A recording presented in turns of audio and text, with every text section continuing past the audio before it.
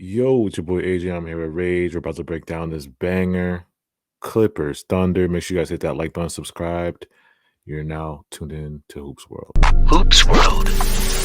James. Right here, the king is like, hey, guess what? I'm still the king. I hit the streets just to get a bag. I pack, he got toe tagged. I punched the nigga for shorty. I'm John Woo with the 40. You not gang nor the homie. Don't blow me, no, you don't know me. Gang shit, members only. You wasn't there, I was lonely. You wasn't there, I was lonely. Dog nights, blicky on me. I was just stacking my commas up. Head down, trying to run it up. These niggas be steady, be clocking me. Wow, yo. So this Clippers game, bro. This game was unbelievable. Really unbelievable game, but it was a bad day for the Clippers today. Tonight was a bad night for the Clippers, man. Starting off in that first quarter, the Clippers 23-22. SGA had 7 points. The Clippers got out to a hot start in that first quarter. What do you remember from that first quarter? Why were the Clippers was just too much for the Thunder in that first, bro?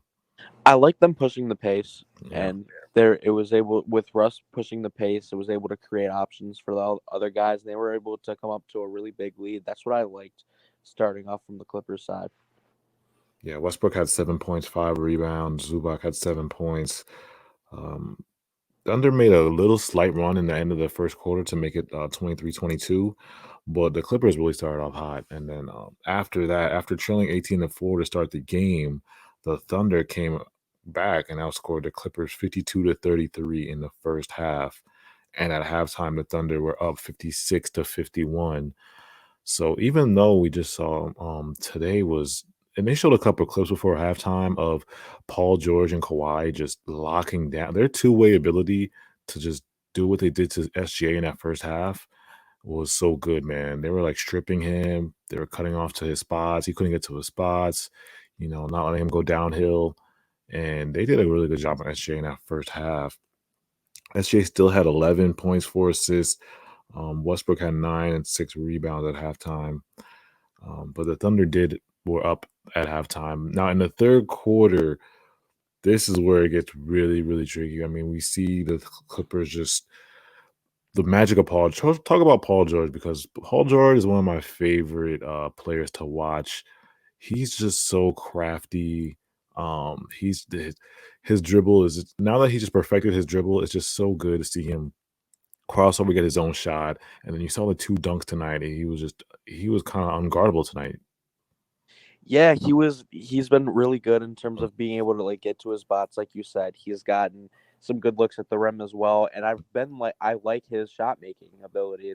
It's really good. It's all unfortunate that he went down. Hopefully he's well, but I mean you can see it. It's a big help in the Clippers for him to be able to get his own, along with Kawhi if he's maybe not having an insane night. You're able to have Paul George who can get a bucket too. Yeah. So the third quarter came, and LA lead the Thunder 81-80, despite absorbing the expected 12-point full shift third quarter from Shea. And then Shea, we gotta talk about Shea because he's just a young star in the making. His ability to get downhill, and he's just so shifty. His change of pace. That's what I noticed tonight. His change of pace is so hard to guard because he'll come up kind of slow with the dribble and then just quickly start on a dime, and it'll be his first step will be he'll blow right by the guys and get to the rim. And the Clippers had trouble stopping. Again, Paul George and Kawhi did it kind of somewhat do it in the first half, but as the game went on, it was just Shea just kept scoring and scoring and scoring. It just kept building until the fourth quarter. Now, the end of the third quarter, 81-80. SGA had 23. Kawhi had 17. When was the Paul George injury, bro? That was, I think, fourth quarter, right? That was fourth quarter. Fourth quarter, yeah. So, again, we're going into this fourth quarter. We're like, okay, Clippers still got a chance in it. Still got a chance to take this game back. And so it's five. We'll fast forward 5 minutes left. It's 91-91. Shea Gill, man. Well, when Paul George went down, what was your kind of thought at first? Like, did you think it was as bad as when they showed the replay? Or? At first, I thought he got hit in the face, and then I saw his knee, and then I was like, "Oh, yeah, oh." His knee went backwards, and I'm not gonna play the clip because the clip is kind of That's kind of nasty, but it was just it looked like a really bad hyperextension. Like I don't think it was like an ACL tear, but a hyperextension, and I saw it somebody on didn't look Twitter good. say it reminded them of the Giannis. Remember the Giannis knee extension, hyperextension in the playoff? Yeah, I wonder how long the hyperextension will have him out for. If it looks like it's really bad, but it's like like we saw what we saw from Giannis last year. Like you never know what can happen. I mean, my guess would be he's out for the rest of the regular season. Then he comes back playoff time, maybe if he's lucky. That's Yeah. what I think. Yeah, I'm playing prayers to Paul George because this ruined my night, bro. Because he had an out, he was playing out of his mind. Like not just the two dunks, he was getting to any spot he wanted. He was stepping up in the second half, and the thing was the fourth quarter just started when he went down. Yeah, and he was getting to his spot. His midi was hitting. His jump shot was looking so pure. Because there's times in possession they would pass it to Kawhi, and then Kawhi would be off. But then Paul George would just save possessions and just get out of crazy double teams and step backs, and it was just a beautiful show he was putting on. And there's like major contests that's happening, right? And he's just shooting it over him. Yeah. So right after Paul George went down, and looking prayers to him, we'll see what the update is. Shea Gill took control of that fourth quarter. He was like, he smelled blood and was like, "Oh, Paul George is down. All right, let me attack." A series of possessions late in the fourth, he was just getting downhill to the rim and getting constant whistles because he was just putting pressure on the refs, to make those foul calls. And I saw a lot of people on Twitter say like he's a foul merchant, but he's just taking advantage of what a lot of these guys do now. Giannis, Harden, all these guys do take advantage of the refs sometimes. But SGA, what do you say about that? SGA being a foul merchant, according to NBA Twitter. Well, I mean, like you said, he's just kind of taking advantage of what he's being given, and when you attack at 6'7", you're gonna be able to get foul calls, and he's someone who's always attacking, really. Yeah. And he's hard to guard. Like you said, there's like a lot of moves where he'll come off slow, and then he'll just like instantly just dart towards the basket. That burst is like you can't even react, so you kind of just foul because that's just your instant reaction. Yeah, to me, he's not, like I said. I don't think, like I said, I think NBA Twitter is probably frustrated because he gets so many foul calls because he keeps putting pressure on the rim. And well, he did his job, and in that fourth quarter, like I said, the Thunder had the lead. Eric, it's 99-95. He hits 2 free throws. Gordon hits a 3, and it's 99-98. And that's when so the Thunder are up with 30 seconds, 100-101. And then we get this possession of Kawhi, bro. Oh man. Kawhi Leonard could not even get a shot off. Talk about that Lou Dort. I'm looking at this possession. I'm like, okay, this is the perfect thing. You want the ball in your hands of your best player. It's 10 seconds left. You're like, all right, Kawhi's gonna get a shot. He could not even get a shot off. Like Lou Dort, and credit to Lou Dort, he's a good two-way guy. His shot has been spectacular. Well, a lot better. His 3-point percentage has been a lot better this year. Like he was not known at first for a 3-point shooter, but he's surprising a lot of people. And then we only knew he was one of the best, defenders on the team. He just locked up Kawhi, bro. Like anticipating Kawhi's every dribble, and Kawhi could not even get a good shot off. Like it was unbelievable. Talk about that, man. Yeah, I find it crazy. Even though like Lou Dort has been a great defender over the years, like that's what he's been known for ever since he got into the league. But I mean, like you said, Kawhi couldn't even get a shot off. Like the buzzer was off before he could even get it out of his hands. Yeah. There was nothing, and I thought the Clippers could throw a better look at that instead of just having him ISO or maybe come off a screen. There was one little screen by Marcus Morris that was extra weak and it didn't do anything, and he wasn't able to get anything off. But credits to Lou Dort. I mean, he was pretty much put in an ISO, and he completely flourished. I mean, Kawhi he couldn't even get to the midi. Put him in like Kawhi needed to get to his classic midi. He couldn't get to his classic. He was put in a blender. Bad, man. So. Talk to me. If you're a Clippers fan, you're watching this, you're probably in pain because of what happened tonight. But what's the kind of going takeaways from this if you're a Clippers fan?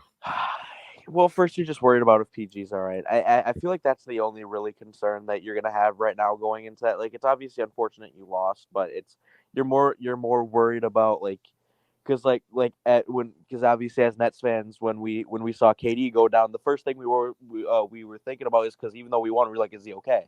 Is he Yeah. okay? That's probably where you are in terms of a Clippers standpoint, because like even though you lost, it's still kind of like that's just where you're at this point. And I want to talk about the Thunder side of things too. It's really interesting to see all the insane young talent they have. You see Jalen Williams coming up. Shea's been doing his thing. Josh Giddey. You still have Chet waiting for him to come back. It's really interesting to see like how insane that young core is. My thing is just when Shea's off the court, I feel like they have to generate more scoring. Like everyone can really pass. Like even Jalen Williams can pass. Josh Giddey can pass. They just don't have that scorer besides Shea, who's gonna constantly attack. Like obviously, like people like they got some shooters. Like some people can shoot, but there's no like real scorer outside of Shea. Jalen Williams has been getting better with that, but he's not someone who's going to constantly put up 20. Like he's good, but he'll He's not have there some yet. games. And he's just scoring, like I said, but he's up there. Like we were just talking about this rookie class last game about Walker Kessler, Paolo. You had Keegan Murray. Now you add Jalen Williams to the mix of these rookies, bro. Like he has been a standout rookie this year because his game just gets getting better and better and better. And I know you said the Thunder need a scoring wing, and that's true. I agree. They need that scoring wing. But this Thunder team's young core, bro, they're gonna be incredible going forward. This I is mean, I think all without Chet too. Like this dude was picked second. they're gonna be. I think they're a 7th seed right now. They just got the 7th seed. That's unbelievable. This Thunder, if you're a Thunders fan, I mean, you should really, really be excited about this team because it's basically like a young guys that go into every game like supreme confidence and they're good and they just they can just be a Cinderella kind of story in the NBA in the West if everything goes right. You could see them sneaking up on a team and going to the next level just be off pure talent and energy that they bring. Yeah, it's truly unbelievable. And another thing I want to mention before we finish this up, I still can't get over how bad of a call that happened was with Terrence Mann after Kawhi obviously got fouled. He showed a little bit of emotion. He gets a T, which is kind of crazy. And then Terrence Mann has something in response. He gets a T. He walks away and then he ejects him. Oh my God, yeah, it was that. I hate the NBA, bro. This soft NBA needs to stop, bro, because you can't let players react anymore. Like it's just ejections and unwarranted texts. I'm like, come on, fam. It's a power trip. It's Yeah. not even basketball at this point. I knew it was clipped It when I ruins seen it. Jason Tatum get that. Remember when he got that tech for clapping? He clapped and he got a tech. Right, did you see the Jordan Poole? The Jordan Poole, yeah, I was technical? gonna say that That's next. unbelievable. He bounced the ball. He just didn't like the way he bounced the ball. The Jordan Poole tech was incredible. Like I couldn't believe. Like once I seen these plays, I'm like, the officiating has been so inconsistent this year. That's another whole story. But make sure you guys hit that like button. Appreciate you guys for tuning in. Make sure you put in the comments what team do you want us to, cover next. This was a crazy game. Shout out to the Clippers and shout out to the Thunder. Prayers up for Paul George. Prayers up for Paul George. Hopefully he gets better. Appreciate you guys for watching.